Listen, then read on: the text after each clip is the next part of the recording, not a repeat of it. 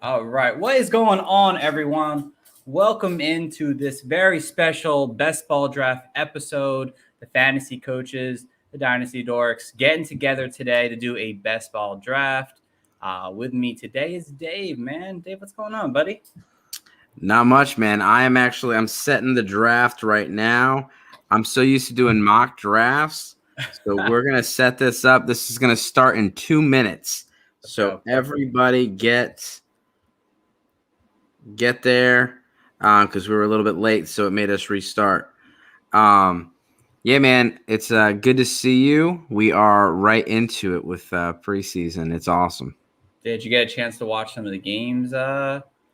Yeah, I got to see all the rookie quarterbacks yesterday. I didn't get to see the Jets too much, which was unfortunate because they're playing against my Giants. But one thing that I will say, Corey Davis is someone that was seen to be an early and often target for Zach Wilson.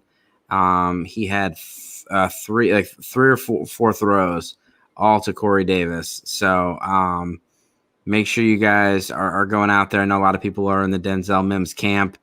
Hopefully Denzel Mims does something, and if not, I mean, hopefully I think the best thing for Denzel Mims is for him to get traded. Yeah. If he were to go to the Saints, if he were to go to Indianapolis, there's a lot of teams that probably had a high grade on him, and now he just does not benefit from the new coaching staff, and the Jets are somehow a little bit crowded at receiver all of a sudden. That's very true. And honestly, it wouldn't also be a surprise if they cut him. Honestly, I mean, I don't think that's gonna happen. But if someone told me by Wednesday morning that Denzel Mims gets cut, I mean, wow. I mean, wouldn't be that surprised. They do have Corey Davis. They have Elijah Moore. They have Keelan Cole. They have Jameson Crowder. So they have wide receivers. It's not unordinary, but yeah, Corey Davis looked pretty decent the other day. That's for sure. Yeah, and then Justin Fields looked good. Let's not overreact. Fields did look good, but he looked a little in the beginning was a little bit slow. Where there was a few plays where he could have taken the first read, he didn't, and then he paid for it. But he really did finish really strong. He looked good. Zach Wilson looked good. He just has a zip on the ball when he throws it. I mean, it just fires out of his hand. And then, Trevor Lawrence looked good. First play, he got a sack fumble. I was like, but he did recover the fumble. But he really targeted Marvin Jones. DJ Chark wasn't in the game, but he really used. I'm gonna start the draft. Awesome. Yeah, I wouldn't be surprised if Marvin Jones has a really decent season because, I'll be honest, I mean, he's just a veteran. I mean, 30-year veteran. Alex. Yeah, 30 or veteran. I mean, it makes a ton of sense. Let's and when you guys pick, if you could tag the guy next to you, just so everyone knows we're here until everyone's here. I don't know how the notifications are working, but I know that some people the notifications are just not working. So please give him a tag. Christian McCaffrey off to the start. Do you have a preference where you start in your drafts? Oh, I absolutely do. I don't like the beginning. I'm more of a mid-round guy, honestly. That like back half mid-round guy, not like for 4 to 6, like 7 to or 8 to 10 range, especially in a 12-man league. That's why I prefer, honestly, because I feel like it gives me my options, and I'll either go Travis Kelce. If not, I'll go one of the top wide receivers that I like, or I'll go for a running back that might have fallen that I really like. I still like going Nick Chubb late in round 1, honestly. So that range to me, I think, makes sense. What about you, Dave? If I can get in the first half, and it depends. It really does change a little bit with the super flex, but I feel like if you're in the first half of the first round, you at least have some control of what's going on. And when you're picking like 11, 12, even in super flex, you just got to wait and see how the chips fall and then make your strategy. Because you might be like, all right, I'm targeting this quarterback and I'm going to go first round quarterback. And then you're going, all right, so only 2 quarterbacks went off the board. So, I'm talking super flex. Or it's the opposite. You're going, hey, I really want a quarterback round 1. And you see like 8 or 9 quarterbacks go boom, boom, boom, boom, boom, boom, boom. And you're where I'm really going to spend a first round pick on Matthew Stafford right now. So when someone like Devontae Adams or Christian McCaffrey or Travis Kelce sitting on the board, so it's for me the first half plus when you look at your second round and your third round, you can get a nice late second round pick and you can get a nice early third round pick, but that late third round pick, it starts to dry up a little bit. There's at least an obvious tier gap. So it's nice to be there in the front five, front six for me. I respect it. It's definitely better to get the best valued players you could possibly get. At the 102 guys, Dalvin Cook went. And it seems like at this point, Dave, especially when this is a 1 QB draft, guys, that, it's going to be Christian McCaffrey and Dalvin Cook. But would you make a case? Again, I know this is best ball, so it's slightly different than a regular seasonal redraft league. But, would you take Derrick Henry or Alvin Kamara above possibly one of these two guys, or at least Dalvin Cook possibly? I wouldn't take Derrick Henry above them. I like Christian McCaffrey, I like Dalvin Cook. As far as seeing Derrick Henry as the third or fourth person off the board, I can understand why someone would go that direction. But for me, I honestly, I think I have Kamara above him if it's a PPR format. And then I probably would go Henry. Yeah, especially if this is half. We have this as half point PPR setup, right? Let me look. Right, or was it PPR? Forget what we talked about this early on. But if it's any half point or full point PPR, it seems almost necessary for Derrick Henry to go fourth, even though he's as talented as he is. That receiving ability that McCaffrey, Dalvin Cook, and Alvin Kamara kind of give you that just unfair advantage, especially in those point per reception kind of leagues here. That makes him just it's a full point PPR. And this is just standard sleeper. So standard sleeper has the point for PPR. Then you're going to get your 1 point for 10, 1 point for 10 yards rushing or passing. In regards to passing touchdowns are 4. That's the standard.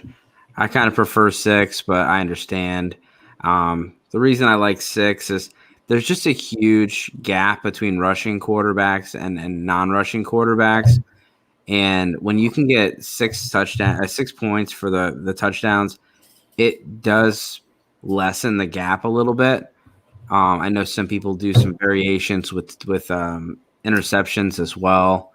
-4 for interception, or you can do -6 for a pick six. But for me, 6-point touchdown is just for everything: rushing, receiving, and passing. That's my preference. Yeah, I'm on the same page, honestly, with you. I think you just keep it to what the NFL does. Throw a touchdown pass, you get 6. You rush a touchdown, you get 6. So with a lot of people have gone off the board at this point, guys. So at the 103, it's Alvin Kamara. 104, Derrick Henry. The 105 is Jonathan Taylor. 106 was Ezekiel Elliott.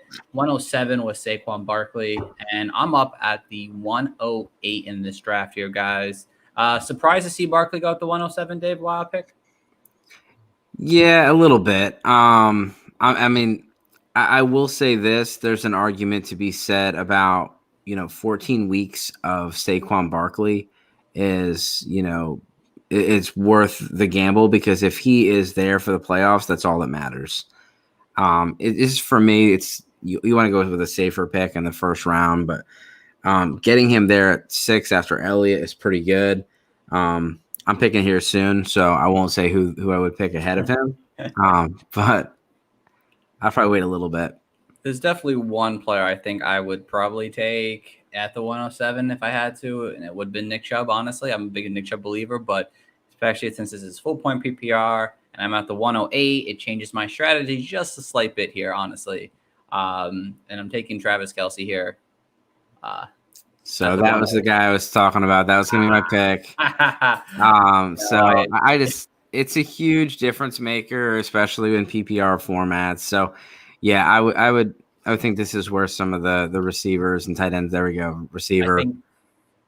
Kelsey, I don't trust Kelsey, but Tyreek Hill's teammate goes to the 1.9. I think this is the highest I'm going on a guy like Travis Kelsey or any, honestly, wide receiver. I think after that, 108 is when it starts for me. After that, before that, it's all running backs, honestly, in my eyes. But after Tyreek Hill goes, Nick Chubb goes off at the 110, and Aaron Jones goes off at 111. And Dave, you're up at the 112 here.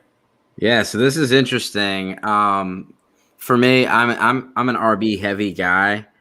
I was definitely considering Travis Kelsey, but it's a long, long way until I pick again. And so I'm going to take Austin Eckler, who I really do love in PPR. I think if you can't get Christian McCaffrey, that's the closest thing as far as your, someone that's being a PPR receiving back, 100 targets kind of a guy. The new offense does make me a little worried, but I just think he's just such a threat in the passing game. And they have Mike Williams there, but they don't necessarily have a clear number 2 option. They have Jared Cook, but I like Austin Eckler. And then Najee Harris, fun pick, volume.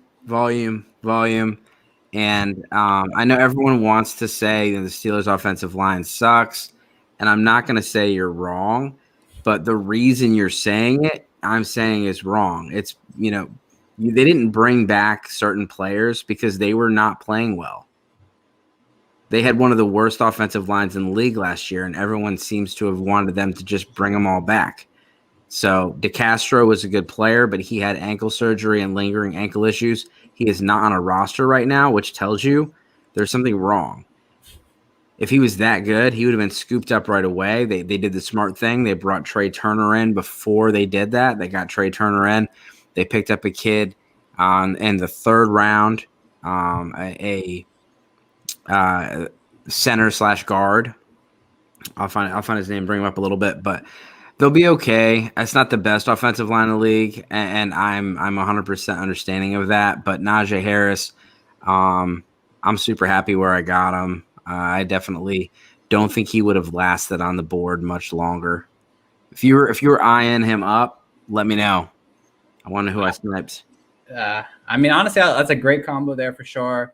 At the 202, it's Devontae Adams, Joe Mixon, and Pat Mahomes with the next few picks here in a row. Now I'm back up at the 2-4, 2-5 now. And again, I'm going to do a little bit different to my strategy. And I'm going to go Stephon Diggs here at the 2-5. I'm passing on the RB position here at this point. Especially in a full point PPR leagues at this point, I love grabbing players who are going to have high reception values. And Stephon Diggs had a career year last year. And again, that could cause somewhat regression this season.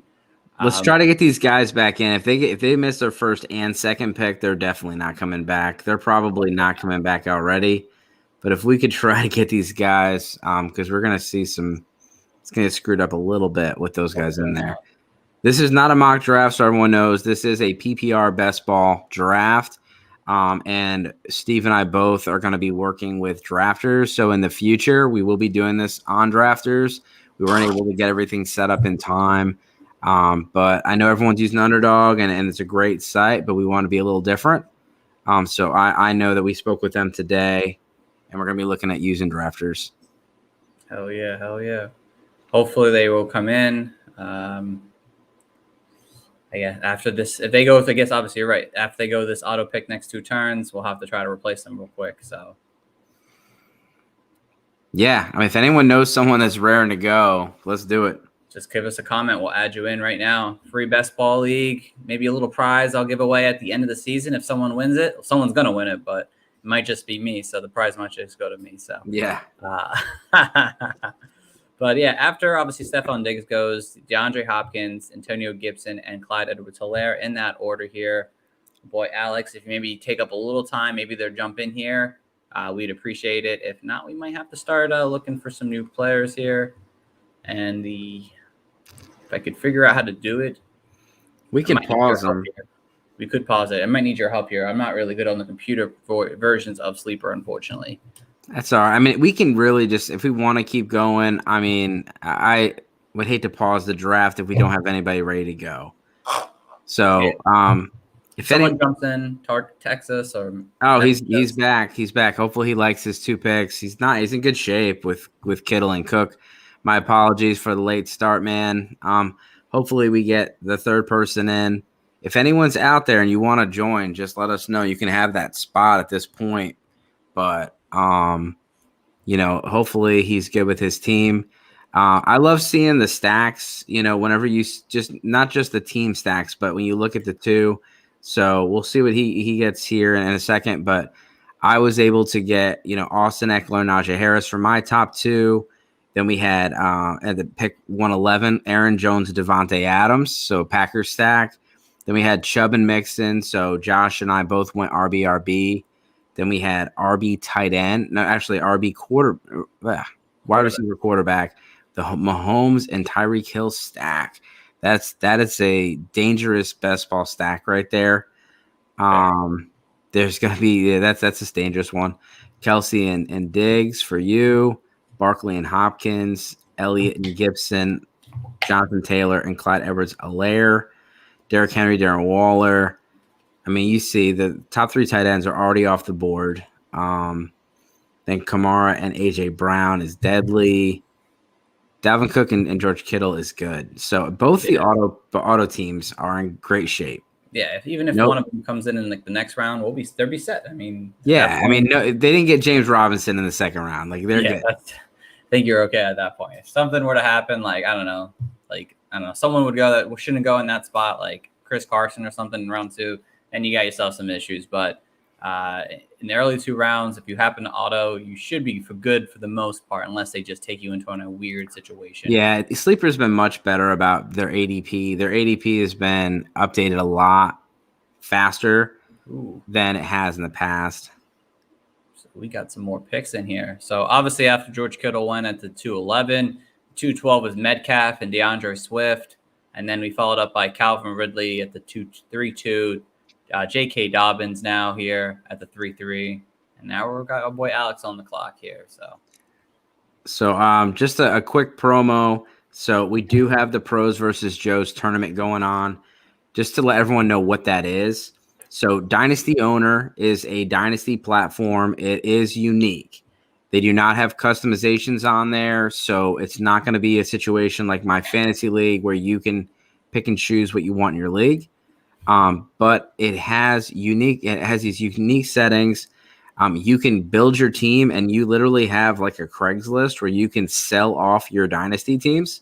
And I've seen people sell them for $300, $400, $500. On there, they use the NFL salaries. So every player's value is not only determined about how great they are as a dynasty asset, but their contract is in there. So Josh Allen's value just changed. He got paid. When he secured the bag, that made him a more difficult to own player. So some of your leagues, you will see guys that are not owned because of how expensive they are. But it really gives you the feel of a real GM. It's like you're setting your DraftKings lineup, but for Dynasty. So I wanted people to get a nice way to try this out, but for free, because you usually have to pay, $20, $30 to join a league. And I wanted to do some charities. So Steve, myself, and a couple other guys have come together. We're doing a Pros versus Joes tournament. At the end, there'll be prizes for every division winner. There's going to be a big prize at the end as far as a trophy. And then everybody's entered for the chase for the ring, which the chase for the ring last year, the winner got flown out to Cleveland. They took him out to dinner, gave him a tour of the Hall of Fame. And then they got their trophy and got their picture taken. They're on the website and all that stuff. Everyone will be entered into that. So if you are interested in the Pros versus Joes tournament, I know I have about 4 spots to fill. Steve, do you have any left? Well, I have to check. Honestly, I don't know offhand. So my plan is to draft next Saturday at 7 o'clock. So if you are down, throw a comment in the chat box or just DM me on Twitter, Sleeper, whatever. I would love to fill that up today if I could. Do it today. Yeah. So let's get it done today. Get in there. All I'm asking to join is to do any donation to any charity. I don't care if it's $1 to any charity of your choosing or if it's $100. It doesn't matter. I just want money to go to charity. Then you'll get in. There's no other additional costs, and you get to play fantasy football with a whole bunch of your favorite, football websites and friends. And if you got other buddies that want to join in, like I said, I got 4 spots, so you can join with a friend to where you're not the only person in the league. Yeah, do it today, guys. That's for sure. So continuing where we left off here after J.K. Dobbins in round 3, we had Keenan Allen go off the board, Justin Jefferson, Terry McLaurin, which would have loved to get him, but our boy Tom sniped him for me right there. Josh Allen goes off, the second quarterback at the 3-7. I'm at the 3-8 now. 30 seconds left here now. I don't like the running backs at this point of the draft here, so I think, unfortunately, I'm going to stick with the wide receiver plan. Do I want to stick with my wide receiver plan here? You know what? I'm going to switch things up here. I'm going to go quarterback here. I'm going to take my quarterback, Lamar Jackson, right now in the draft.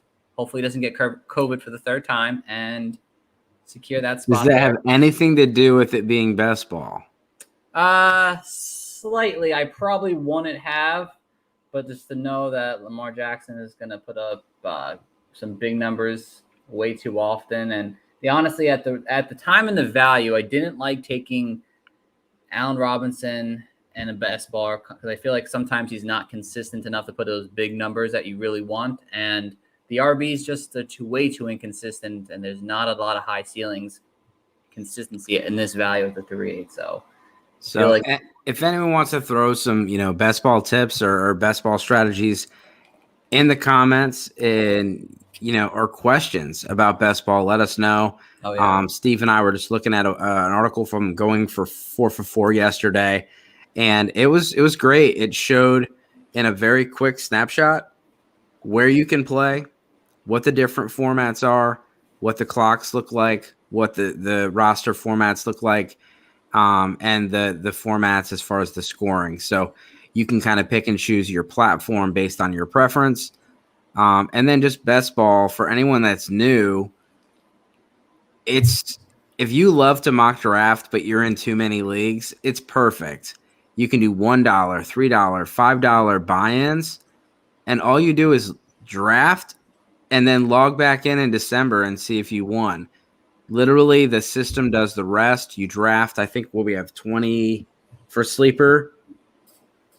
There's only 15 for sleeper, but for some of the leagues, you draft 22 players or something like that.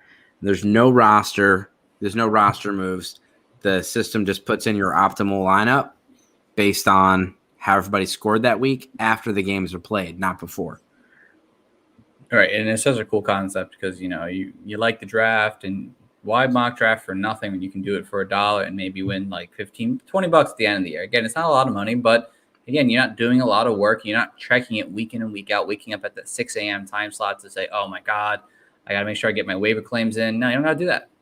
You just draft and then let it go for the season. So while Dave's picking his picks here, after Lamar Jackson went, at the 3-8, Allen Robinson off the board, Kyler Murray, and David Montgomery at the 3-11 here. And while Dave's continuing to draft running backs here, just a quick promo from us, the Coaches Podcast. This Wednesday, August 18th, guys, we are having our charity pod-a-thon for the Humane Society of the United States. Basically, a 6-hour show of just talking fantasy, talking about some of our pets that we all dearly love, and trying to raise money and meet our goal this year to kind of help raise money for the Humane Society. They do such a great job over there, trying to help out all the pets in the world, or in the United States at least, and trying to find them a home, trying to give them a situation that's better than what they currently have. And we want to help. We want to give them money. I have a dog. I know a lot of people have pets in general, and they've gotten them from animal shelters before, and we just want to make sure that these shelters are giving the best situation to help them find the best families out there to adopt these pets and just give them friendly homes that they can call home instead of the situations they could be found in. So August 18th, guys, please help tune in. It's going to be a great day and a great cause, and hoping to raise some money for it. All right. Well, let's just go let's just go a little crazy here and continue to draft running backs, right? You drafted a one already. Now we have one more, maybe. Maybe make it 4. Why not? Why not? Let's go. Ah, you bastard. So, Mark my language. swinging for the fences here, Javonte Williams. Let's just go crazy with the running backs and see how this works out. I haven't done this strategy or anything like that the entire season. I just don't think there's gonna be any running backs that come back, and I like be able to have some strength in that position. And I think at the end of the season, it'll benefit me. I respect it. That's for sure. Again, I think you can't never have too many running backs because we all know that running backs, especially early on in the season, someone's going to get hurt. It's going to happen to somebody. So you might as well have an extra one waiting in the wings to kind of keep you afloat. So it's definitely an interesting strategy, but I think it's definitely a safe strategy for sure because we all know the other positions that I already grabbed can be found later in the draft as well and could find some great values this year if you find the right guy. So not a bad strategy, Dave. Don't hate it. Yeah, we'll see how it works out. It's always interesting to see how these strategies end up, and I might be 2 or 3 picks before my pick, regretting having some deep regrets. But we'll see how it goes. And again, just wanted to have a little fun here, see what I can do, and then when you do things like stacking running backs or quarterbacks in super flex leagues, it gives you a positional advantage that your opponents don't have. So when you have 3 or 4 top 20 quarterbacks, somebody in your league only has one. And when you're looking at running backs, there are situations where I have 4, and some people wouldn't put Javonte Williams in the top 20. But I have 4 potential top 20 running backs, and nobody else is going to be able to do that. But besides me, when I get my 4 running backs at some point in this draft. See? We'll see. We're completely opposite strategies right now. Completely opposite. So after, obviously, Javonte Williams goes at the 4-1, Kyle Pitts, Chris Carson, and Miles Sanders. I'm up now, and I have such a hard decision here to make because the best running backs are Josh Jacobs and Travis Etienne at this point, which you could very much take Travis Etienne here. But you know what? I'm going to stick to my strategy here, and I'm going Amari Cooper here. And, some guys on the board still Julio, Mike Evans, Chris Godwin, obviously. But Amari Cooper, since he's been with Dallas, has been terrific. Him and Dak have already somewhat of a special connection that people always seem to forget about. Because obviously everyone wants CeeDee Lamb to be the next, amazing DK Metcalf star player to come in the league here. But Amari Cooper has been just consistently solid. And you saw last year, even with Dak going down, he was able to keep up decent numbers at times. And I think as long as he's healthy, which he seems to be heading that direction at this point, coming off the pump, I'm excited at what he's able to do as my wide receiver 2 this year. Yeah, and another thing, if you're working on on the end of the draft, we talked earlier about being able to control it. You can also control things on the other side. So you see, I took running back, and then 4 out of the next 6 picks were running backs. It just kind of forces people a little bit. We've all been there, and you're sitting at pick 8 or 9 in your super flex. And all of a sudden, the board is just pink. And you're like, stop taking quarterbacks. And then you're forced to really legitimately think about taking Trevor Lawrence, Joe Burrow, Matthew Stafford, Ryan Tannehill in the first round in your super flex leagues. I know in my Scott Fishbowl, it was like that. People just hammered it. But if you weren't in the top 6 or 7, you didn't really get someone that was probably top 6 or 7 on your board as far as the quarterbacks. Like me, I waited a little bit longer, but I took Nick Chubb. Actually, Alvin Kamara, my first pick. I don't hate it. Then I got Trevor Lawrence as I went Kamara, then Chubb, and then I got Lawrence in the 3rd. That's great right there. I think that's a great setup right there. Let's see, what do we got going on here? After Amari Cooper goes at the 4-5, we have Kareem Hunt, Travis Etienne goes off the board, CeeDee Lamb, Mike Evans, Josh Jacobs, Bob Woods, great one, I love that. And we're finishing up the 4-12 right now as we wait. So, again, definitely a lot of interesting strategies. Just a quick basis, Dave. Which one of these teams so far that you like? Just a quick glance. Yeah, and I'll obviously leave my own out of this. Pick 2 accidentally had those top 2 picks. I really like how things are shaking out for them. I want to see what they can do at the running back position, but getting Calvin Ridley and Robert Woods. Robert Woods was a guy that I was hoping would fall to me next round. But you look at having George Kittle, difference maker, Dalvin Cook, difference maker, and Calvin Ridley, possibly 3, ones right there, back to back to back, because Calvin Ridley finished as a wide receiver 4 last year, could easily be another one. So that one sticks out. And I would say the 1-5 right now kind of sticks out to some extent here.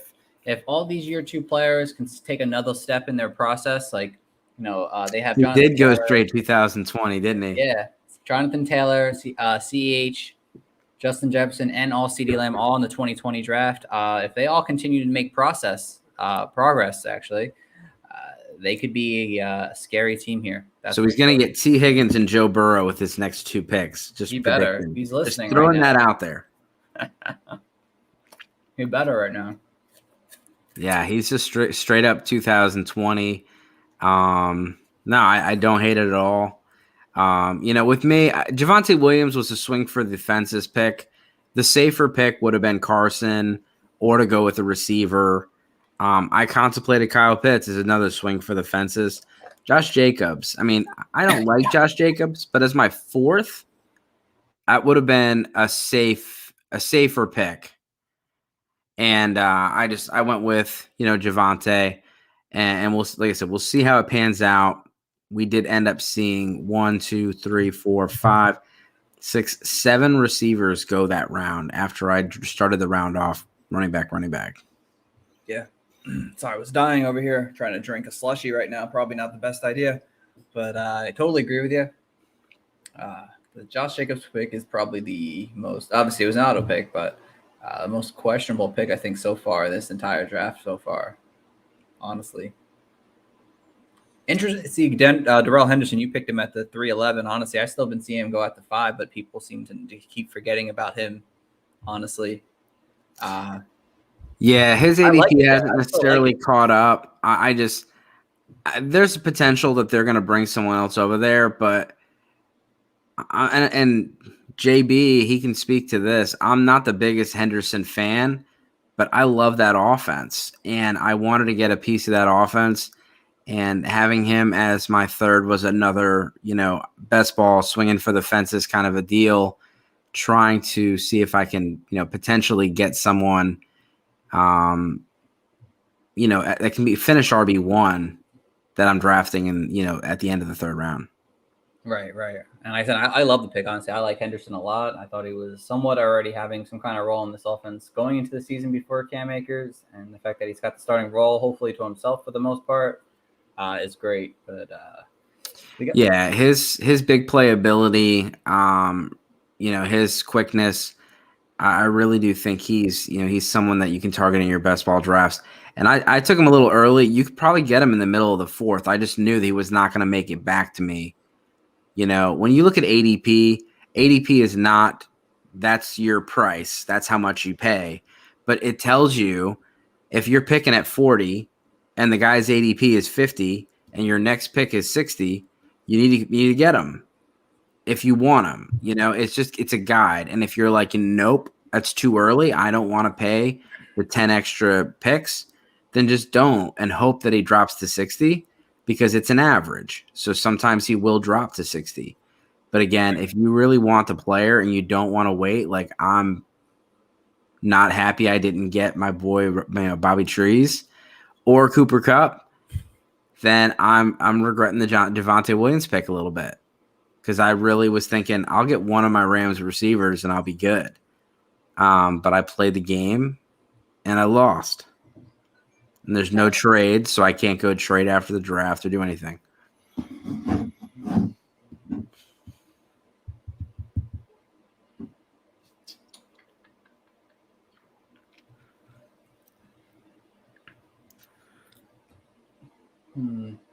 Oh, I need a minute here before I make my pick here. But after obviously Bob Woods goes, Miles Gaskins ends round 4, and then followed by Russell Wilson at the 1-5, DJ Moore, Julio Jones, the auto guy. Both got AJ Brown and Julio Jones on the same team, so he can't miss almost.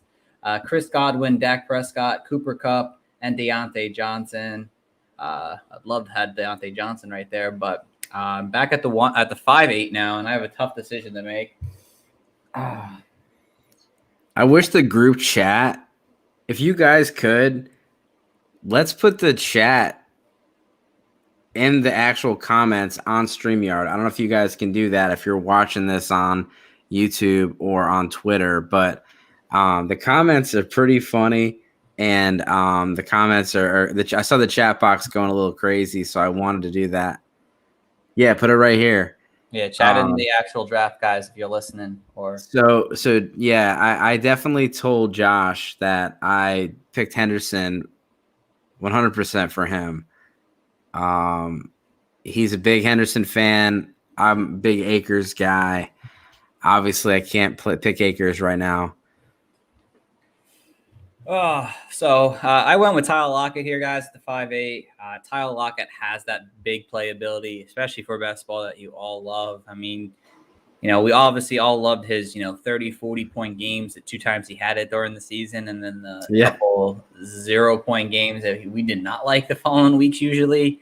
But Tyler Lockett's led 100 receptions last year. He's a guy who's seen 8 to 10 touchdowns over the last 3 seasons now, and he's still attached to one of the best quarterbacks in the NFL in Russell Wilson, which we didn't mention, but Russell Wilson did get stacked with DJ Metcalf, which is great. But Tyler Lockett, I mean, as my 3rd wide receiver, I'm not going to complain because he's going to have great values most weeks, and I'm just going to let him rock. Dave, I believe you're on the clock, so let me finish it up here. After the 5-8, Mark Andrews goes at the 5-9. Odell Beckham goes at the 5-10. Aaron Rodgers goes at the 5-11. And now you're up with your 2 picks. See if we can move the board up here a little bit. So I don't love the Thielen pick there, but I do think he's being underappreciated. I know it's the Dynasty community that mainly underappreciates him, but he had a really good year last year. Justin Jefferson obviously is the one there, and I want to see how things work out, but they didn't really do too much in regards to addressing the receiver position. I do like Amir as the 3rd, as someone you could stash in your Dynasty leagues, but I think Thielen has a good year this year. Yeah, no, I think that's a smart pick there, honestly. I mean, they're just, they're knocking him down because he's 30 years old now, and he hasn't been like Julio Jones, who's been 9+ seasons or 8+ seasons, whatever it is, consistently playing football. I mean, I think Thielen really didn't get his shot until like 4 years ago. He was more of like a 2nd or 3rd or 4th wide receiver on the Vikings. So he doesn't have that as much wear and tear. He might have another good season or 2 left in him if he can keep it up. Yeah, what do you have, 14 touchdowns last year? Exactly. I mean, he has Kirk Cousins' trust. And for a quarterback and wide receiver, that's important. Yeah, when you're looking at someone, you want to see that they're able to do it. Obviously, it'd be nice if the guy did it last year, but if you are looking for someone that's going to be a wide receiver 1, I mean, first thing, look for someone that's already done it. Obviously breakouts and things happen and not everybody repeats, but if you want someone that could potentially be a wide receiver 1, the first group of people I'm looking at are the people that have already done it and done it recently. Could not agree with you more. So this one's interesting here. After your pick at the 6-1, Justin Herbert goes at the 6-2. The round before, the guy picked Aaron Rodgers. I hope he knows it's not super flex, but how do you feel about taking 2 strong quarterbacks early? Well, again, it's best ball. So he is locking in a QB, probably a top 5 QB pretty much every week. So I mean, I was actually going to mention, quarterbacks are going pretty early considering it is a 1 QB format. But again, this partially could be due to the best ball. You want those boom games. And Rodgers has them. He takes a couple weeks off a year. Hopefully for him, Herbert hits those weeks. But both those guys are top 10 quarterbacks on a weekly basis. I think he just locked his ability to have a top 10 quarterback or even a top 6 quarterback on a weekly basis. He just locked that up.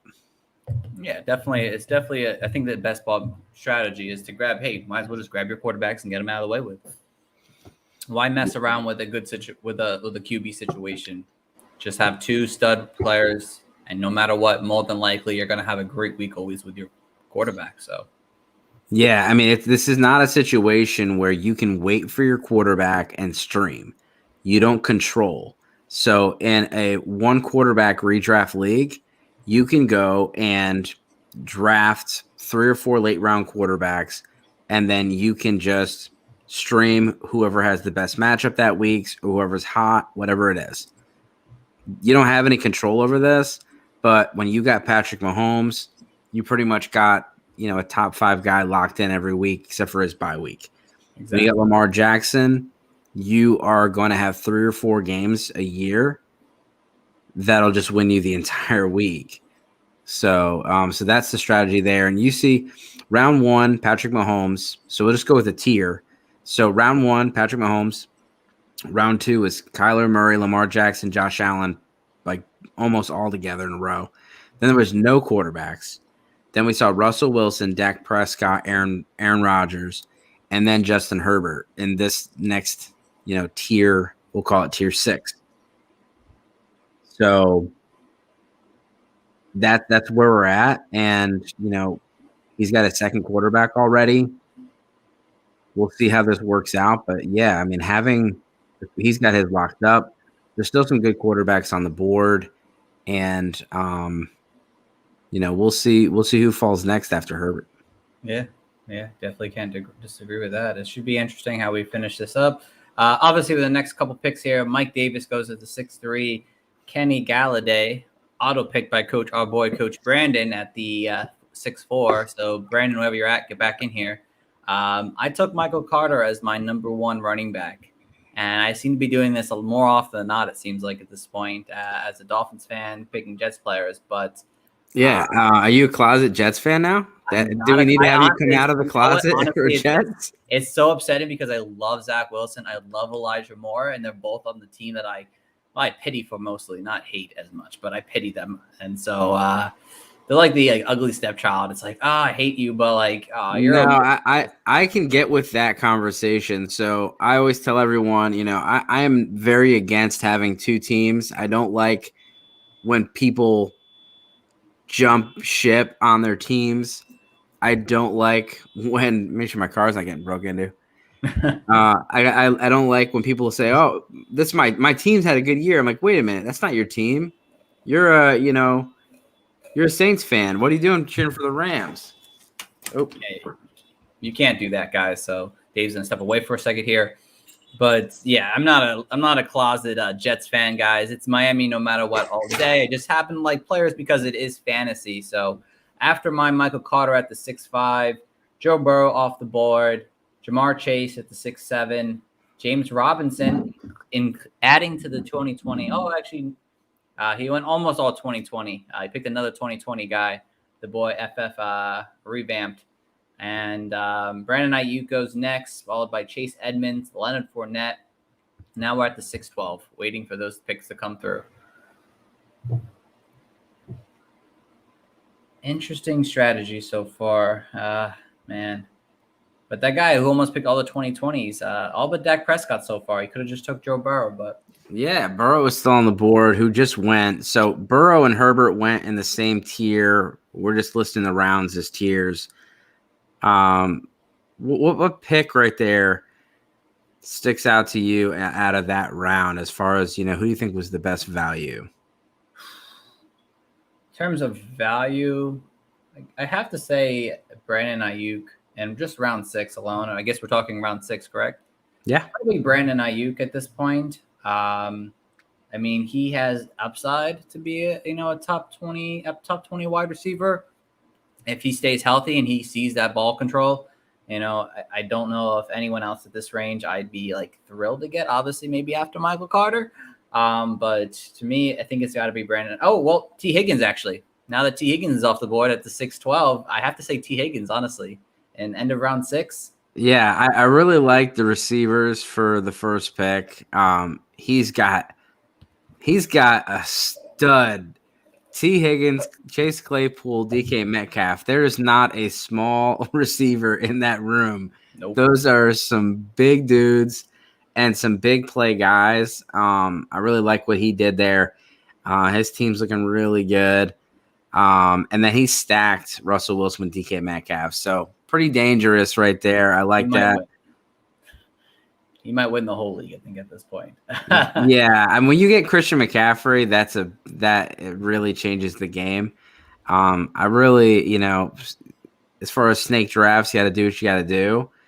I like auction drafts as far as a startup, but I don't like having to manage auction drafts after the startup.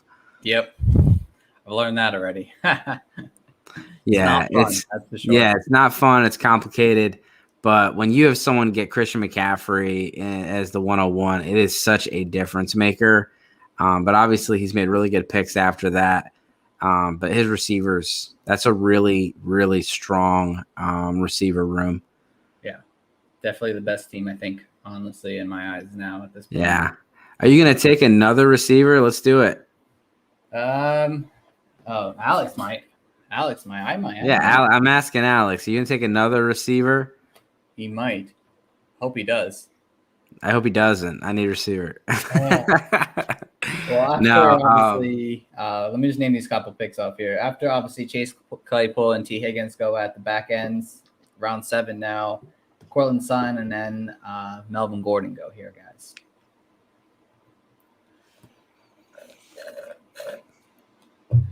Yeah, Melvin Gordon was an auto pick. Chase Edmonds was an auto pick. What are your thoughts about Chase Edmonds? I was kind of going back and forth, and I know the easy answer might be to stay away from it, but you got Chase Edmonds where he's at. You have James Conner where he's at. What are your thoughts about those guys when you're looking at them in your drafts? I honestly would rather take James Conner if he goes 3 rounds later. Honestly, I'm not the biggest Chase Edmonds guy. I don't think I have a single Chase Edmonds guy on my team. I just don't. I don't think he is a full workhorse back. I know people are hyping him up every this offseason. People love his talent, but I see him as what his role was last year. He's really good at it too, being that pass catching back, coming in at times to be the starter when necessary, but as a full-time role, seeing 25 plus touches or 20 to 25 plus touches a game. I don't see that as an option for him. I think he is that 12 to 16 touch range, and he does a really great job at it. And I think that's why I think that honestly at some point during the offseason they were like, shit, we need to get somebody else in here, and let's go get James Conner now. He's available. They obviously did this homework on him to see if he was healthy. He's got COVID thing going on right now, yeah, he should be someone I'd rather take 3 rounds later than take Chase Edmonds in round 6 right now. Yeah, no, I'm the same way, and I'm someone that's been a big Chase Edmonds fan, and I know that Arizona offense, you just want anything attached to it, but where he's being drafted, he's RB25 as far as ADP right now, and so for most people, it's their second running back. If he's your third running back, I'm totally fine with it, but him as your second running back, I am just not comfortable there. Because if he's your second running back, then I don't know who your third running back is. I just concerned if you can get Conner and Edmonds together, it does kind of mitigate some risk. Or if you can go get someone like Javonte Williams after Chase Edmonds, it does kind of mitigate the risk because even if you have Javonte Williams ranked higher. ADP currently has Edmonds above him for redraft. Right. And following these last couple picks here, Jalen Waddle goes at the 4-7. This man has 5 wide receivers now. I actually like that receiving core. Ronald Jones goes. Raheem Mostert. Michael Thomas goes at the 7-7. So he's taking a risk, Boy Denny, on him a little earlier than I maybe would have, but I understand it. If he can survive without him, especially in best ball, it won't be bad of an option. I took Jerry Jeudy at the 7-8. I just figured at this point, just finish my flex positions now. He's a solid star player, and I'm just going to grab him now. DJ Shark goes at the 7-9. Juju Smith-Schuster, AB, and now Dave, you're up. With all the running back, all the wide receivers off the board at this point. Yeah, the wide receiver situation is not ideal. So I had to go back-to-back receiver there. Cooks, that I know that offense is going to be putrid, but he always seems to find a way to get 1,000 yards. He's going to be playing in a lot of garbage time there. So banking on a couple garbage time touchdowns from him, and also volume because he's the only show in town. And then Robbie Anderson matched up with Sam Darnold in that offense. Yeah, no, I like your receivers there. I think people underrate Robbie Anderson this year and Brandon Cooks. I mean, he's been as consistent as things can be this season. In his career, honestly. I have no fears in Brandon Cooks to the most part. But after that, Tyler Boyd, 8-2, Devontae Smith, Trey Sermon goes, another auto pick for Brandon. I'm going to have to yell at him later. But because I kind of wanted to take Sherman at that point. But does that change what I want to do here now? Let's see. What do I need? It's really interesting to see Sermon and Carter go that far apart. Big difference. Big difference here. And I'm going to just go and take my quarterback. And Mostert went ahead of Sermon too. So I do realize this isn't Dynasty, but still in redraft, it is a question of Mostert versus Sermon. I'd like to know in the chat who you guys would prefer, Sermon or Mostert. Oh, this is a tough decision here. I really don't know which way to go. You can search NYJ. NYJ. All the Jets. You can just search all the Jets. Just take all the Jets. That's what I'm doing at this point here. I feel like I should. I'm just going to go and get my second running back here. It's not the fun. Nah. This is tough. I'm going tight end. I'm going to start liking at this point. It's Logan Thomas. I'm starting to get high on Logan Thomas. And especially, I know it's just preseason, guys, but what I saw already from this Washington offense started getting me my flowers in my stomach here at this point, because I think Logan Thomas is going to be a big part of this offense here. The man is like a light Darren Waller. Guy who took some time, switch position. Well, he didn't switch position. Well, actually, no, Darren Waller was a wide receiver, turned tight end. But yeah. Logan Thomas, quarterback turned tight end. And again, it took some time to actually learn this position, especially in the NFL. And I don't think last season was as fluky as a lot of people want it to be. I think with Ryan Fitzpatrick, they're going to air the ball downfield. And with more offensive weapons finally here, just going to keep Logan Thomas on one-on-one most of the time with linebackers or safeties, and he can beat them. You saw in just one preseason game. Again, it's just preseason, so I'm not trying to overhype it too much, but he's able to catch separation from the linebackers and just do what he's able to do. So I'm going to take my Logan Thomas now. No, I like it. Yeah, I thought about Devonta Smith. I think he's an interesting pick.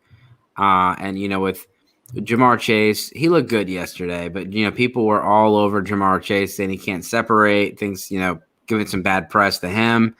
Devonta Smith, now he's nicked up, but he's day-to-day at this point. He should be back before the season starts. He might even be ready to go this week for preseason.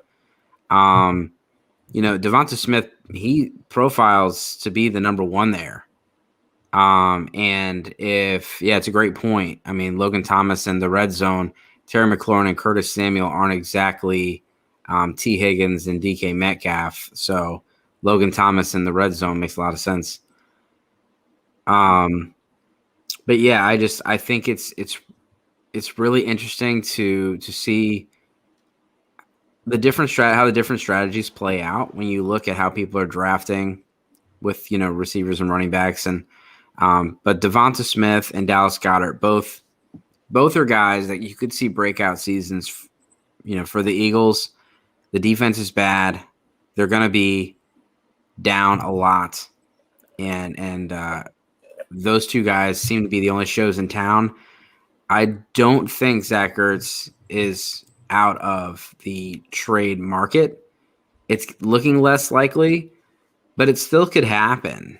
It still could happen. We've seen plenty of times that people are traded right before the season starts or at that week 3, when you cut from 80 to 53 roster, you can see it happen. Right back to the plug-in. No, go ahead. And it seems like I started a tight end drafty pick here. After Logan Thomas goes, Damian Harris at the 8-6, Noah Fant, Dallas Goedert, James Conner, 2 players at running back I was thinking about taking. Mike Gesicki at the 8-10, Trevor Lawrence at the 8-11 right now. So I started a little bit of a trend at the tight end position. So we'll see how this goes. Again, this draft it's moving, guys. We only have another I don't know where we're at 15 picks. No, not 15 picks. I don't know why I said that. Like 7 picks left on the board. So it's going to get more interesting. So we'll see how this works. But I still have 1 running back. I think at this point, every single team has at least 2 running backs on their roster here. That is the case here. So we'll see. No, actually, not. Every team has 2 running backs besides me. So we'll see how that works. But Michael Carter is your only running back is a bold strategy, but obviously the rest of your team's loaded. I'm starting to get into the trend of, and again, I didn't do this because of the way the draft went, but grabbing 1 strong running back, 1 top tier running back in round 1, and then just wait. Grab somebody in 6 and 7, grab somebody or in the 9 or 10 range, and just modified 0 RB. Yes, that's what I've been doing a lot this year. I've been liking it for some reason. I've been liking grabbing that RB2 that has potential to be an RB1 if something happens. I know it's a little risky because obviously you just can't predict injuries and whatever happens. But I've been enjoying that strategy more often than not at this point. Yeah, and I will share everyone's teams out there on Twitter for us to for everybody to pick apart and say who sucks and stuff like that. There's obviously different strategies, and it depends. When you look at some of these teams, it kind of depends on what you look for when you're evaluating these teams. For me, I look for balance. I want to see, does the team have balance? Who are their stars? Like what are their difference makers? And if you just don't have difference makers, it's not really going to help you in a best ball format. You need to have a few guys that keep positions that are going to put you over the rest of the competition. And when it comes down to it, there's only a few difference makers. Like we talked about it earlier, there's a few guys on here that look to have a wide receiver 1, a QB 1, a tight end 1. That's pretty good. Yeah, no, this is a great draft so far. It's a lot of interesting things. It's always good to do these best balls. Like I said, we mentioned before in the early show, it's like every week, just do a new best ball. Why not? It's, you pay a couple dollars here and there. I mean, you get to see how drafts are going. You get to see kind of, for the most part, as long as people aren't auto picking, you get to see kind of where players are going and kind of get a feel of like, all right, this is where I need to get to if I want to get this player in drafts. And it's such an easy option, and you can possibly make money off it. Yeah, and for just to throw it out there, if anyone likes cards, I'm going to be doing some more card breaks. I did a card break last night. That one it's all my personal stuff at this point, but I'll probably sell it. But we are doing a card break at 7:00 tonight. I'm doing it a little different. I promise I'm actually never going to do this again because it's too much work, but it's fantasy football. So I wanted to do a fantasy football card draft. So we are going to randomize the order. Everybody's paying $25. There's only 12 people allowed in. I'm going to break open all the cards, 304 cards, and then we are going to draft our cards. at 7 o'clock tonight. As far as I know, I haven't checked the chat, but I think there's only 9 of us now. So if there ends up being 10 or 11, the buy-in might increase by a little bit. But you have a pretty good shot at getting some good cards, and we'll do it snake. So if you don't have the 101, you'll have back-to-back picks. We're going to try it out. In the future, I will not do breaks that way. I will do it a totally different way that is not requiring you to attend. You'll just pay money. I'll open the cards live, record it, send it out, and then you'll get all the cards you win, whether you pick a team or pick from a draft spot. It'll just be all auto, and then I'll send them out to your house. We're going to do it that way. I just bought a whole bunch of product this morning, cleared out the store. And I'll be doing another one here probably next weekend. But if you're in on the one tonight at 7, just DM me. Let's see here. So, guys, yeah, after and obviously, please sign up, but please check it out. Obviously, Dave, that's it. I love that theory, Dave. I love doing different things. Please don't ask me to play though, because I think I'm in way too many leagues at this point. Yeah. It's not a league. It's not a league. You're literally drafting cards. Like I'm opening the cards and saying Kyle Pitts rookie, Trevor Lawrence rookie, Najee Harris rookie, and then you're picking the card, and then I will send them to your house. Oh, okay. So gotcha. Everyone pays $25 and gets 25 cards, and you will pick the cards, which would be much easier if we were all in person, which, I mean, anybody wants to come to my house, I'm in Indianapolis, let me know. I got some extra bedrooms right now. But in the future, I would just randomize the order, and then you would get a spot. And then I would say, I literally, the first card goes to the one, the 1 pile, the 2 pile, the 3 pile, the 4 pile, and I would just rip them like that, and you would just get randomized stacks. Gotcha. All right, now I understand it a little bit better. But this time, this time is not a league. You're actually drafting cards. That's interesting. That's an interesting concept. All right. So I talked earlier about how Zach Wilson loves Corey Davis. So I was hoping to get him to fall to me. Sure did. So we're gonna swing for the fences with our quarterback, because I still got to get a quarterback here. It's an interesting name on the board I think you might get, but before you do that, let me just read off what we got going on here. So the finish off round 8-12, Deebo Samuels. Starter round 9 is Robert Tonyan, Laviska Shenault, Tom Brady, Ryan Tannehill, Michael Pittman, Matthew Stafford, Adam Trotman. I took A.J. Dillon with my RB2. Yes, I did. Zach Moss, Will Fuller, Gus Edwards. Dave, you took Corey Davis at the 9-12, and at the 10-1, you took Jalen Hurts. We got defenses in here? Yeah, we do. Do we? Oh, we do. What do you know? This should be fun then. So we do have defenses and kickers, so they will be drafted in this league. But Jalen Hurts at the 10 seems like almost a steal, I feel like. Yeah, I mean, I was eyeing up Ryan Tannehill or Matthew Stafford. So when those guys went off the board, I was a little bit not panicked, but a little bit of, okay, let's go check to see who's available. And I was pretty happy with that. Being able to get Hurts where I did. I mean, we're talking about the tiers. There was no quarterback selected round 8. And then in round 9, Trevor Lawrence was by himself. Then we saw 3 go off the board. So yeah, Jalen Hurts is a late round quarterback. I'll have the rushing upside. I'll take it.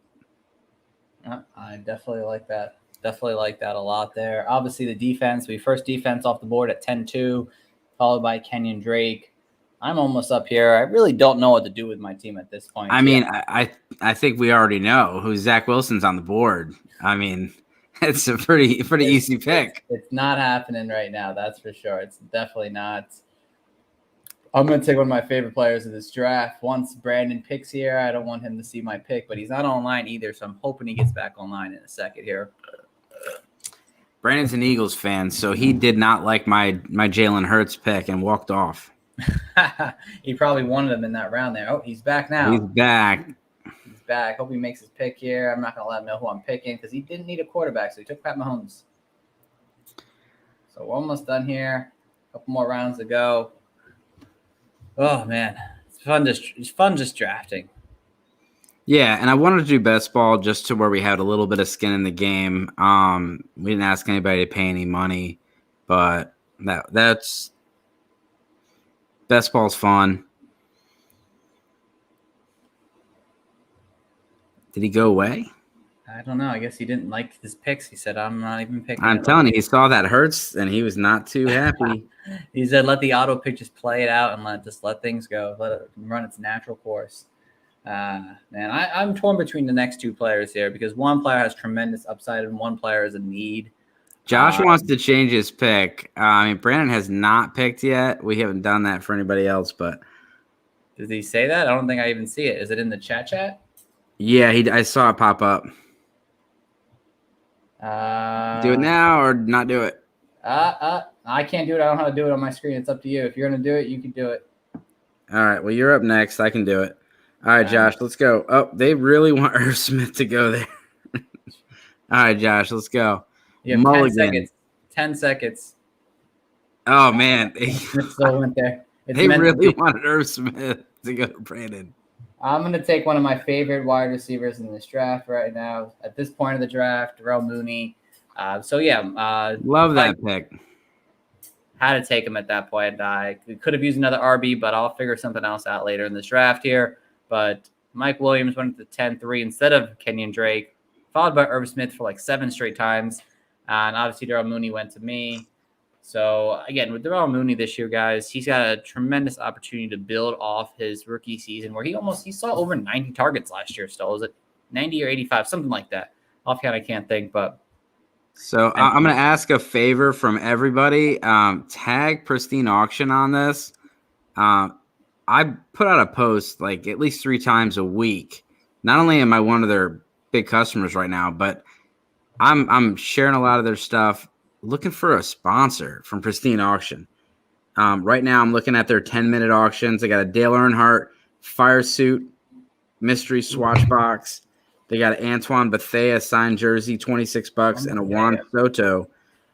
So every 10 minutes, there's a new auction that goes all day long. They just do 3 auctions. So the other day, I got sniped. It was Javonte Williams signed jersey. The guy put $5. I put 10. He put, 11. I put 12. He put 15. I put 20. He put 21. I put 25. And then it sat. It sat. And then 3 seconds before it closed, dude throws $26 on it. I was so pissed. So Javonte Williams signed North Carolina jersey, the dark blue, light blue, a sweet looking jersey. $26. So these 10-minute auctions go fast, but they do not add time, which I didn't know. In a normal auction, if it's under 10 minutes and somebody puts a new bid, it extends the auction 10 minutes. But in these 10-minute auctions, you should put your max bid as your best bid and put it in the last 30 seconds because it doesn't give them time to respond. And this guy literally sniped me. Damn, that's rough. That is so rough, man. It was rough, man. I was like, because I already got a Javonte Williams signed football coming. I'm like, if I could put the football with the jersey, I was even thinking, how much is it going to cost to frame this thing? Because for $26, I mean, it's nothing. It's like nothing. Yeah. I saw a Deontay Johnson jersey go for $26 the other day, signed. That's like you can get that at Salvation Army for $20. No signature. Wow. Walmart replica jersey isn't even that. So go to Pristine Auction, guys. What are you waiting for? Damn. 2 minutes until the next set. 2 minutes. I don't know. If Steve doesn't come back, I'm putting Zach Wilson in that spot. I'm back. My phone's ringing off the hook here. I couldn't figure out where the hell it was for the last half an hour.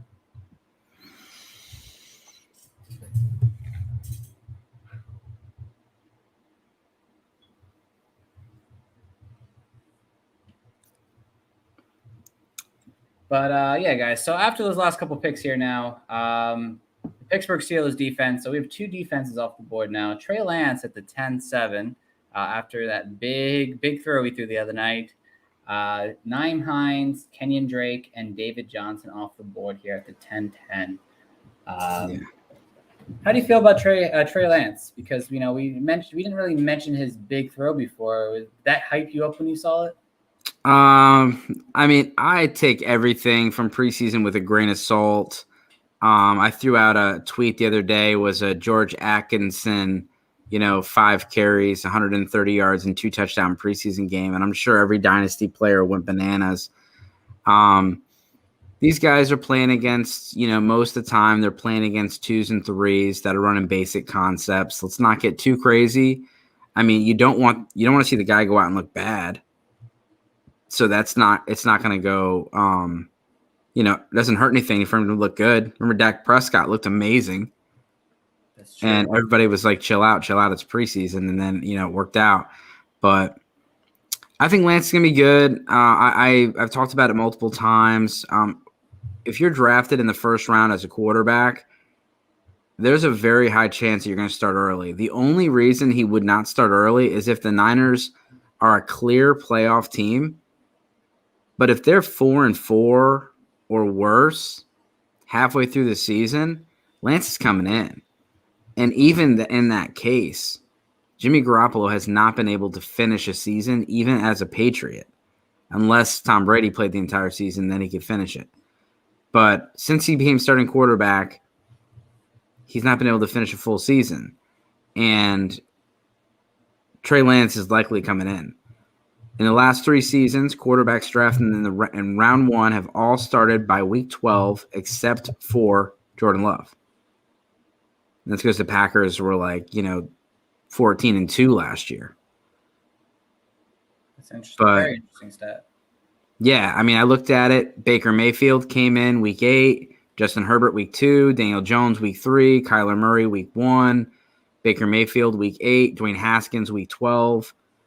Most people, it was week 8 or earlier, and half of them were before week 3. So Jordan Love was the only quarterback draft in the first round that did not start before week 12 his rookie year in the last 3 seasons. He's not going to start again this year either. So that the question is, when does Mac Jones take over? When does Trey Lance take over? When does Justin Fields take over? Which I was not mentioning him because I was really hoping Justin Fields made it back to me. Great pick. I was taking him if he was there. Yeah, great pick right there. But yeah, when do you think Mac Jones takes over? He looked pretty good the other day. Once he started to build some confidence, he looks really good. Same thing with Fields.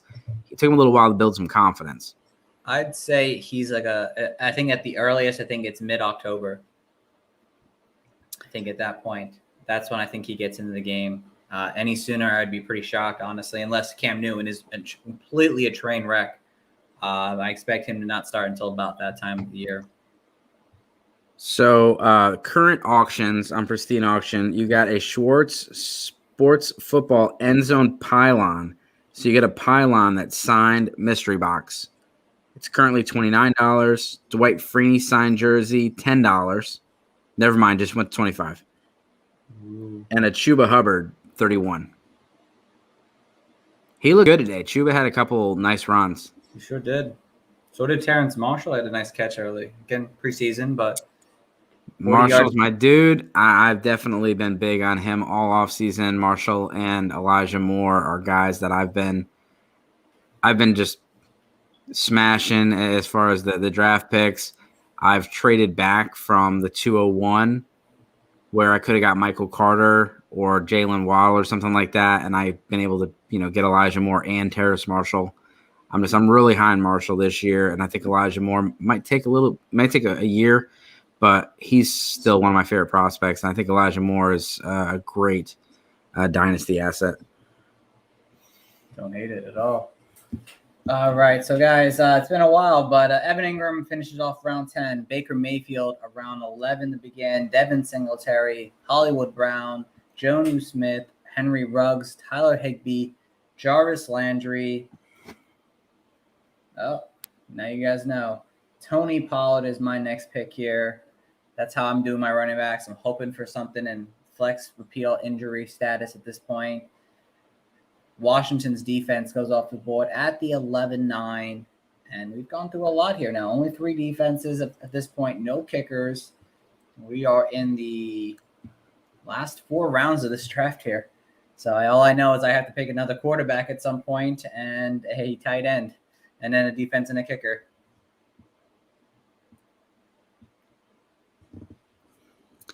Yeah, it's going to be interesting to see how the rest of this goes.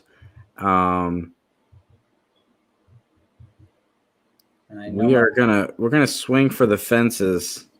Matt Ryan goes. Mecole Hardman, I think, is a great pick at that point, and Ryan Fitzpatrick. So I'm just going to do the stack with Curtis Samuel and Ryan Fitzpatrick. I like that. Curtis Samuel, we're going really late in drafts right now. So, yeah, I mean, there's not much left, and we do got to get, kickers and defenses. There will be a week right now where I will not have a kicker or a defense, depending on what I do. I'm not going to get 2 and 2, but most people are getting 2 and 2. And, bye weeks, I recently did a show, and they asked, what do you think about bye weeks? Does that play into your strategy? And I said, no, it doesn't play at all because things change so much. Maybe your waiver wire pickups or some trades at the end of the year. But now thinking about it, in best ball, it definitely does. Because if you're playing best ball and you draft 2 quarterbacks with the same bye week, that's a problem. That is a problem. For the most part, honestly, I don't really look at bye weeks too much. I try to keep it to a minimal. I mean, if there's something like, you know what, I like both these players, but this one has a bye this week and this one doesn't, I may lean to the guy who doesn't have the same bye week as I already have. But again, it's not the worst thing because you get the buys out of the way week and then you have the rest of the season. That's how I see it. Yeah, and with this only being 15, I really thought it was going to be more like 20. Because normal best ball is 22 picks. So we're looking a little different here with 15. Yeah, it's definitely interesting. I know somebody reached out to me earlier, my boy Tom. He was like, can you add more positions? And I completely forgot to answer him back. And I was like, we're just kind of rocking at this point. Unless everybody that's on here says we should do an additional 4 or 5, we're going to keep it the way it is. Yeah. But yeah, a normal best ball any best ball that I've done has been 22 rounds. I just didn't pay any attention to it because I thought Sleeper would default to the 22. Again, Sleeper's new to the best ball world, so I'm sure they'll figure that out at some point to maybe extend it just a bit. But so after your Samuel pick, Justin Tucker off the board, Hunter Henry, Rashard Bateman. I took Tua as my QB2. I did not take Zach Wilson. So I love Tua. It's more than Zach Wilson, no matter what. Harrison Butler, Marvin Jones, I think was a pretty interesting pick. Tyler Bass off the board here now. Are you planning on taking kicker? You have to take a kicker or defense with your next 2 picks, or one of them at least. I have to, yeah. I was going to ask if you're going to wait for your last 2 picks, but you obviously don't have a last 2 picks. You have 1 last pick. No, I got 3 last picks. Oh, 3 last picks. Oh, yeah, you're right. I meant like in the like the last 2 picks of the rounds for you. You're going to have 2, and then you're going to have 1 to finish it off, right? 15, yeah. This one's definitely hard. It's definitely harder because there's so many great players that you could still want to draft that's on the board here that you're not going to get an opportunity to draft this year. Especially the fact that I only have 3 RBs on my team is definitely going to make things slightly interesting. But I feel like my wide receiver core hopefully will hold up. Has there been any picks you liked in the last 2 rounds now that really stuck out? Let me look at it. I think Mecole Hardman is very interesting. As far as, we don't know what's going to happen with that Sammy Watkins role, Demarcus Robinson, Miko Hardman. Hardman is I think he's a third-year guy. So everyone's kind of waiting for the breakout. He's interesting. And in best ball, I would take the shot. In redraft, I would not. Landry is a steady Eddie. Nice pick. And, you're seeing these, fast receivers go here. Outside of Landry, Marquise Brown, Henry Ruggs, Mecole Hardman, those are all 4.3 guys or better. And then you got Marvin Jones, another big play guy. I think the Marvin Jones pick was really nice. I thought about him instead of Curtis Samuel. Bateman's interesting with the injury. Just going to have him. I'm asking the guys about, what we need to do. Again, I don't want to mess anything up because some people drafted, defenses and kickers and stuff because they didn't think we'd have extra rounds. So totally fine with 15, but I do think there's maybe we could sneak by with one more round. The suggestion was 2. So I know not everyone's watching this. So I think if we were to add, 2 more rounds, that might help. But again, I would want a consensus, yes, and not, 1 or 2 people that think it gives someone, like myself, a big advantage. Oh, give me another advantage. So we have at least, I could say probably 5 people that want to do it. I don't know about more. I haven't been checking the chat. Yeah, and I mean, like I said, not a lot of people are on here, so I try to do the group chat. Denny says do it. FF Revamp said do 2. Alex said do more, please. I know my friend Tom said he wanted to do some too. I'm okay doing it. I'm down for 1 or 2 more. I'm okay with that life. Yeah, I'd say at least 2, if at the most 5. So let's see what the guys say. We definitely need to do it sooner than later because it definitely changes a lot of people's strategies here. So after the Tyler Bass pick, guys, Kirk Cousins off the board, Elijah Moore, which I love that pick as the auto. The Colts kicker off the board here, Blankenship, and then 2 defenses back-to-back in Baltimore and the Rams, and up into round 13. The Colts are off the board next. Gronk is off the board now at this point. And we're at the 13-4 now at this point. So we're just waiting to see, guys. Always check your settings before we do it, even though it's it's been crazy. So one thing I'm doing, so I'm actually flying out in the morning. I'm going to the Real Reality Fantasy Football competition. So I am one of the contestants. So I'll be flying out in the morning. So I have been doing laundry and cleaning the house and getting things ready to go. And my wife usually would help me out with all that stuff, but she's in the Dominican Republic right now. And so this was definitely my bad for not checking the settings, guys. Marquise Callaway, I love that pick. Same. I was about to say the same thing. That was a great pick right there. I totally forgot about him. You had to search. That was something that had to be searched. You didn't just go and pick him because he was the best available. He is definitely low down the board, that's for sure. Those are fun. Those are fun because he was probably thinking about it a couple rounds ago and was like, how long can I wait? And he pulled the trigger. I mean, that's a good one. The autos were not a threat. No, not at all. But, so real quickly, let's catch up here. After Gronk goes at the 13-3, we have 49ers defense. Russell Gage, I like that pick there at the 13-5. Jason Sanders is a great pick there as well. Like we just mentioned, Marquez Callaway at the 13-7. I took Cole Kmet with my tight end too. Didn't like that per se that much, but I'm okay with that. Deshaun Watson does go off the board here. So I'm going to pause the draft real quick. I am adding a few rounds. Ooh, if I can. Rounds. If I can. I believe you go to roster settings. Go to rosters and hit add more rosters, more bench spots. All right, so the draft settings I can't change. You got to go to the actual rosters. It will update I should update the draft amounts. So, guys, while Dave's doing that, Deshaun Watson does go off the board at the 13-9, which is definitely going to be really interesting. Obviously, if he plays, he's going to be great for Brandon. If he doesn't, well, Brandon shot himself in the foot there. Gerald Everett goes at the 13-10. So how many should I add? I can add as many as we want. Just 2?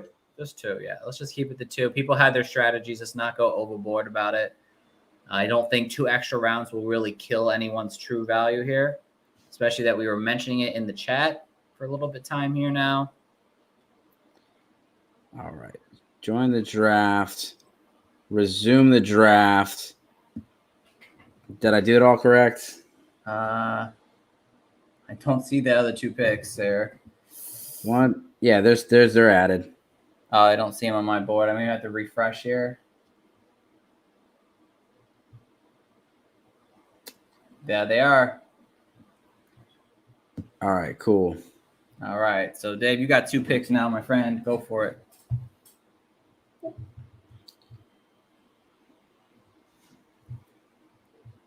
All right. So we should be good. Everyone, let me know if anyone is surprised by this. I apologize. We tried to let you know ahead of time, but yeah. Word to everyone, please check your settings before you go and do it, because Sleeper is not set up like some of the other websites to automatically give you the 17, 18, 19, 20, or 22. So do you do any vampire or eliminator leagues, like guillotine leagues? So I haven't done a vampire league this year. The thing I haven't really done it this year. Our charity bowl leagues are somewhat like that this year. It's like the opposite. It's not the opposite at all. It's just a different style format. So if you guys don't know what vampire is, it's basically those teams, one or two owners will not draft a team, and they will pick from the list of the players that were not drafted and build a team that way. If they win a league, if they win a game, they get to steal one player from the opposing team that they play that week's roster and basically do a trade in which 1-1 goes swaps. I'm doing something similar with our charity leagues this year. I will basically just DM the person and our owners, and they will be the vampire that week without having to, wait for the draft to be over. They draft with the draft here. So it's something similar, but vampire leagues are such a fun to get into. It's definitely worth it if you're the vampire for the most part. Yeah, they're doing something similar with the Real Reality Fantasy Football. So in our league, it is a flex, and then the second flex is a mystery flex. So with the mystery flex, the first week it'll be set. We'll all know before the draft. Okay. The top scorer of week 1 gets to change the flex, the second flex. So if you're the top scorer, you might put, I don't know, something that's going to defeat anyone that has running backs, because you don't have a lot of running backs. And somebody with, 2 good quarterbacks will put super flex. Somebody with, a really strong tight ends might put tight end premium. And then it'll change the next week based on the top scorer and continue. So you might change your strategy based on your team or just your opponent's team. Interesting. I like that concept. That's interesting. So, yeah, it's interesting. It's a great way to put it. I was not expecting that. They just threw that curveball at us, and we literally draft on Tuesday or Wednesday. So, for Real Reality Fantasy Football, I just had someone text me and said, "Are you doing fantasy football this year?" Yeah, way too much. I'm in so many leagues. We actually lost somebody mid-draft. I don't think you realize that or not, but we lost somebody. The Team 2 man left the draft. Who?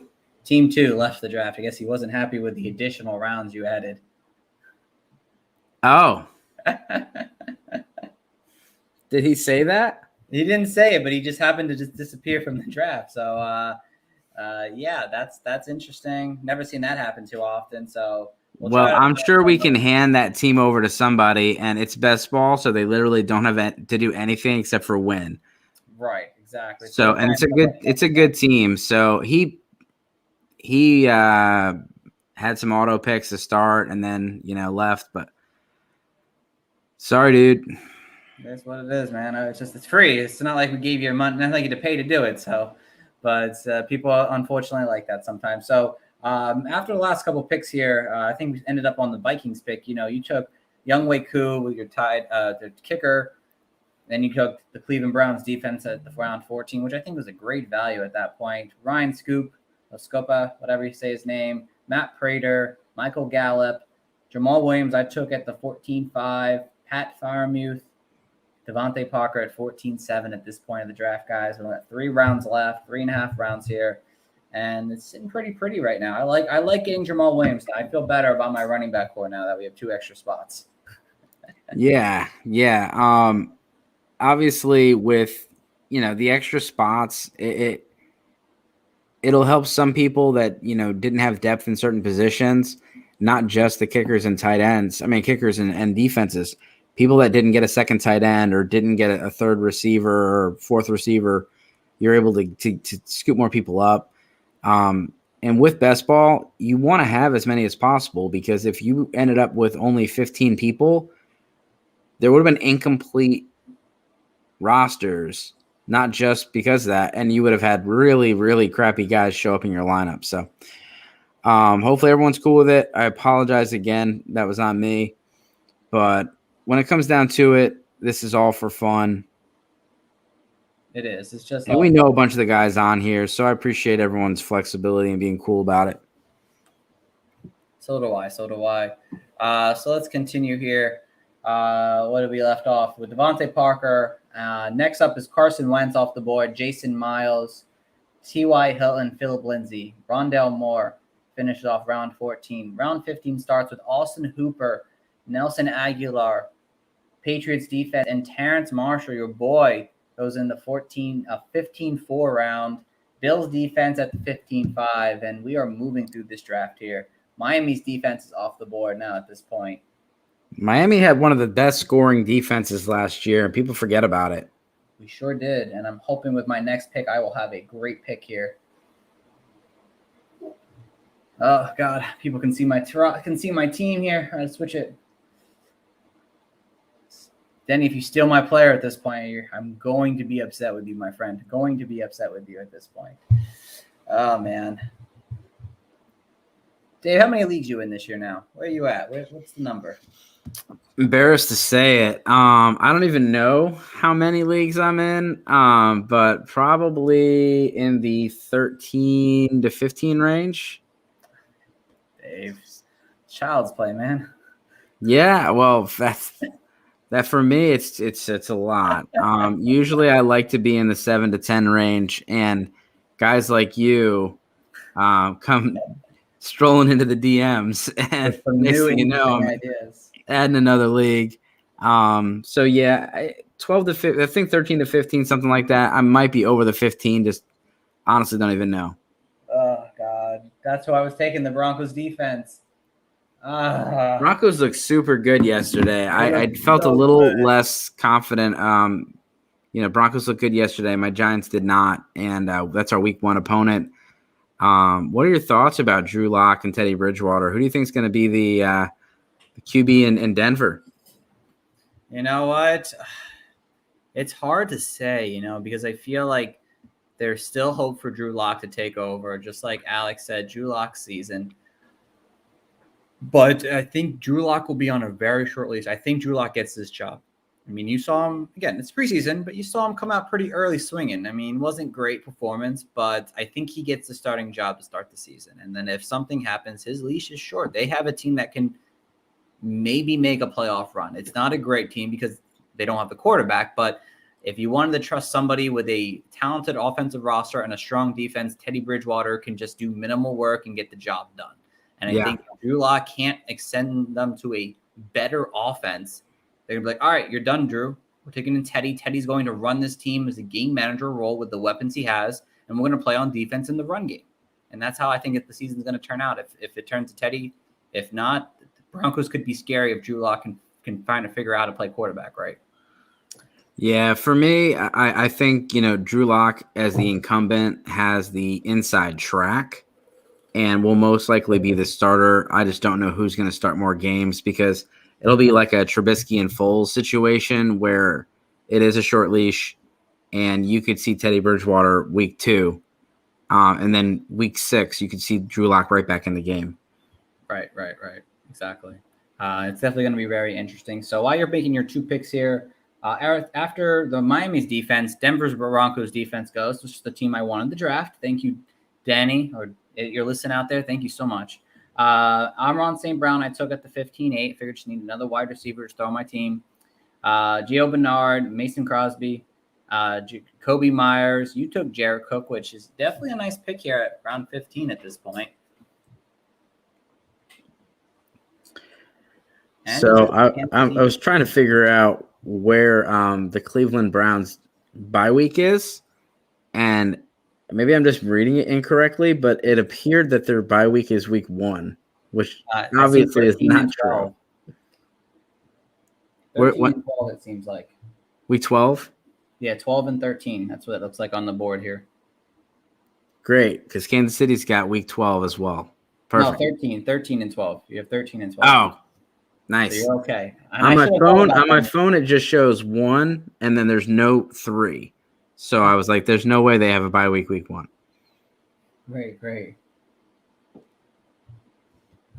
Yeah, so after your pick, obviously, Derek Carr in round 16-2, Saints defense, Chuba Hubbard, off the board, and Chargers defense at 16.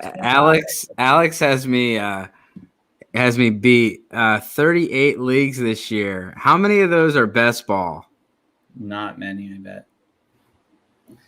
See, I became friends with Alex, working with him at Unwrapped. Shout out to Unwrapped, great network over there. And ever since I've joined, I've convinced him that joining fantasy leagues is fun and cool. And he's been in more than I want to say for him is possible. Well, yeah, the other day they said best ball, so I was like, sure, I'll join. But he forgot to tell me it was best ball Dino. So that's a best ball dynasty league. I didn't even know those existed. Oh yeah. But yeah, I was like, yeah, sure, I can do a best ball league. That's fine. Freaking dynasty best ball. I'm probably with Alex. Alex, are we in Club Big Chest together? I feel like we are. He might be. Alex is in a lot of leagues now. I think he just joins anywhere he finds at this point. So I know I've been joining way too many new types of dynasty leagues. So it was a Matty Big Chest, and he said, hey, it's a charity league, yada yada. It's best ball. I'm like, charity best ball, cool. I'm in, man. Freaking Dino. I'm like, oh. Sheesh. You always got to find out every rule before you join something. Yeah, but it's all right. Yeah, 12. He's in 12 best ball, 14 dynasty. Like I said, my dynasty is probably around 10. I have the charity tournament, Scott Fishbowl, and then I also have my fraternity league from back in college. So I gotta start that one up. Nice. That's redraft every year. Nice. Let's see. So after my pick, Kenny Gainwell off the board, Greg Zerline, Anthony Fersker off the board here. We're getting close to the end finally. This is a long draft. We lost a guy, a couple autos, but for the most part, the drafts turn out pretty well, as most drafts probably would turn off, honestly, with everything we've actually gone through here. So it's been pretty good. I wish I could tell you how many leagues I'm in at this point. I really don't even know. So I'm watching now. It looks like my boy Leonard Williams made the top 100. Did he? Wow. Yeah, he had a really good year last year for us. As a D tackle, getting 10 plus sacks is not easy to do. He played on the edge, played in the inside. Yeah, it was nice pickup for us, getting him from the Jets. No, it's definitely a good pickup, yeah, for sure. He had talent, just honestly just wasn't used right the last couple of years. Yeah, and then they went and got Quinnen Williams, so it was just made him. We got him for a 3rd round pick, so I think it was worth it. We did sign him in free agency to a big contract, but being able to get someone like that was top 5 pick, top 6 pick in the NFL draft for a third rounder 2 years later. It's worked out. For sure. Let's see. We got J.D. McKissick, Cole Beasley, Zach Ertz, the next 3 picks here. We got 1 pick left in round 16, and then round 17, we will be done, guys. Keep doing best ball, guys. Unless we add some more rounds, but then we'll lose another person if we add more rounds. I hope we don't. I hope we don't lose any more people. Yeah. We'll find someone. We need to just give that away. I would just throw it on Twitter, throw that team on there, and say, who wants to claim this team? You literally have to do nothing. Yeah, nothing, and you might get a prize at the end. I might give away a prize at the end. I don't know, maybe a little gift card. I don't know, maybe a little trophy. I don't know, something small, something that you didn't have to do anything for, and you get for free. And I always love getting free shit. Free shit's awesome. So free shirts are the best. Speaking of free shit, check this out. Oh, we got some frees. So, yeah, and I'll give away some cards at the end. So, this right here, you can get for free. If you get any trophy or belt from Trophy Smack, just put in Dynasty Dorks. Make sure the ring is in the cart when you check out, and it'll just take the ring off, and it's free. So, I think you get free shipping as well. You can double check me on that. But I got these Lombardi replicas for $60 a piece, and then I got a free ring with the purchase. So I literally took care of 4 leagues for $120. So they're pretty nice, and you can put plaques on them and stuff if you want to order something extra. But literally $120. I got 2 trophies and I got 2 rings. I only got 1 left because I sent the ring out to my buddy already. But the trophies, it's pretty heavy. You can see it's all black. I think they have a silver one as well, but the one I got was all black. It's got this on here, just says FFL, and then you can get plaques to go right here that, to put Coach's Fantasy or whatever on it. Do it, guys. It's always fun having a trophy at the end of a long, fun season. Dude, it makes the league better. If you want to just buy one and have it be a traveling trophy, but literally for $60, you can say everybody throw in $5 in a 12-team league, and you can get a trophy and a ring and take care of 2 years. Trophy this year, ring next year. I mean, it's stupid. It's so good. And then you can go on there. They got customizable belts and stuff like that. Like, you could literally put the Fantasy Coaches podcast on the belt. It's a $200 belt, but your design can go right on the belt or the trophy. You can't beat a deal like that, guys. Come on. All right. So what we ended up here, Joey Styles ended round 16. What's his name? What? Mike Bob? The Chargers kicker. I can't even think. Michael. Yeah. How do I hide this now? Nope, not that. Oh, Michael. Yeah, Michael Badgley. Michael Badgley. Yeah. Off the Money Badger is what he calls himself. Money Badger. I like that. Latavius Murray, Robbie Gould, Jalen Rieger, Cardinals defense, Packers defense, Will Lutz. And then I have my last one here, which is going to be, man, I don't even know. The Browns kicker, Alexander Madison. Got 3 picks left. Yeah, I should probably get a kicker. Half the kickers left on the board don't even have jobs. They don't even have a team. That's not good. No, it's not good at all. Bears go off the board. And the other guy's got COVID. Yeah. And he's been on the COVID thing for a minute, too. But Daniel Carlson, he was great last year, so can't beat that. He's the one with COVID. So I got Carlson or Elliott. We'll see how this goes. I would just take Carlson, honestly. Why not? You're not going to start. Well, I'm seeing who Big Daddy leaves me. He's not on, so he might leave you with the next auto pick, which would be. He's already got 2 defenses and 2 kickers. Then he's not getting a kicker. I hope he gets a kicker, though. Yeah, because my options of Matt Bryant, Kai Forbath, both don't have jobs. You know that the Baltimore kicker, he's not taking that job from him. Nope. We got two different kickers, Roberto Aguayo and Quinn Nordine. I don't know which one is going to get the job for the Patriots. So Carlson or Elliott are going to be the pick. They're the ones that I think at least will have a job. When you're looking for fantasy rankings, you should always rank the people that have jobs. I want above the ones that don't. And Daniel Carsten, and that's all right. Well, hey man, this was a lot of fun. If you or anyone on here wants to join, I'm gonna see how many we got, but we may have one or two spots in the cards. So the cards that we're doing are gonna be, I got Prisms and Score, all 2021. So you might get some rookies. Well, you will get some 2021 rookies in there. So, all right, I'm out. All right, guys. Catch you later. Thanks for tuning in to our mock draft.